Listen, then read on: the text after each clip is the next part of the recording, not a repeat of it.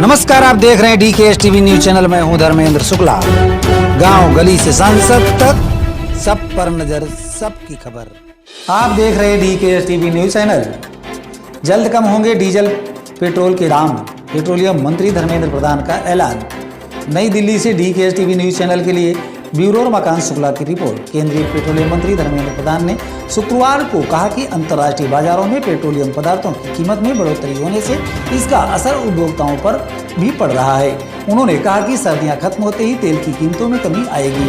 प्रधान ने कहा कि देश में पेट्रोल डीजल की कीमत रिकॉर्ड ऊंचाई पर पहुंचने के पीछे अंतर्राष्ट्रीय कारण है। मांग बढ़ने के कारण दाम ऊंचे हैं। सर्दियों में अक्सर ऐसा होता है। उन्होंने आश्वासन दिया कि जल्द ही कीमत कम होगी। इससे पहले गुरुवार को RBI के गवर्नर शक्तिकांत दास ने कहा था कि ईंधन के दाम में लागत बढ़ाने वाले कारक हैं। इस मामले में केंद्र और राज्यों को मिलकर ईंधन के दाम में करों को कम करने के समन्वित कदम उठाने की जरूरत है। केंद्रीय वित्त मंत्री निर्मला सीतारमण ने कहा कि केंद्र और राज्य सरकारों को पेट्रोल और डीजल पर करों को कम करने के लिए आपस में बात करनी चाहिए। हाल के समय में वाहन ईंधन कीमतें ऊंचाई पर पहुंच गई हैं।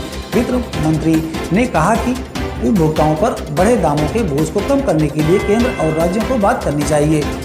सीतारमण ने कहा कि केंद्र और राज्यों को ईंधन पर केंद्रीय और राज्य करों को कम करने के लिए बातचीत करनी चाहिए। या पूछे जाने पर कि क्या केंद्र उपभोक्ताओं को ऊंची कीमतों से राहत के लिए उपकर या अन्य करों को कम करने पर विचार कर रहा है, सीतारमण ने कहा कि इस सवाल ने उन्हें धर्म संकट में डाल दिया है।